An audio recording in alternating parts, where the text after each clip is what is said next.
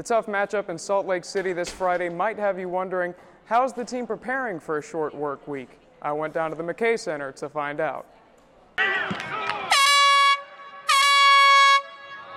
Two horns sound off the start of another game week, but this week's a little different. Instead of the normal 7 days to prepare, the Trojans only have 6 until they face another Pac-12 foe in Utah. It may not seem like much, but USC's senior leaders feel the impact. I mean, 1 day is huge for us, especially in our process. Each day is extremely important, and from a physical standpoint, we had to recover our bodies a lot faster because we were right back on the practice field Mondays, which are usually an off day for us. Obviously, you don't have that day off.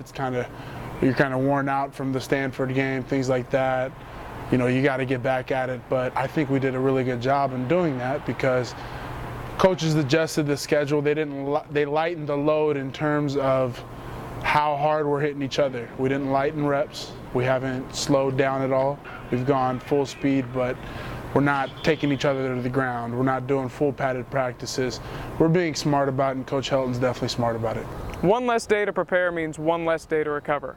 Most of what the Trojans are doing in the weight room and here on the field is the same. Everything just gets shifted around a day. What's different is how the team plans to refuel and get their bodies right for another physical game. The team turned to some new technology to help players start recovering almost as soon as the final whistle blew. My staff and I were applying these electrodes to the lower leg of the players that played the most. And it's a new technology called Firefly. And what it is it stimulates the perineal nerve to elicit a little contraction, a little flicker in the lower leg of a muscle, and it increases blood flow. Especially during a short week, team nutritionist Andrea Vanderwoud has been trying to incorporate more foods that boost recovery. Football is one of those sports that's a lot of intentional trauma, so you get a lot of inflammation. So for them, I promote antioxidant-rich foods, especially for recovery. It's going to allow them to kind of recover from all the inflammation that they probably have from the game, get them on the right track to play again.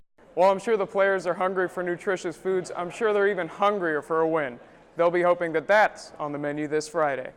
For Sports Scene, I'm Alex Duplessis.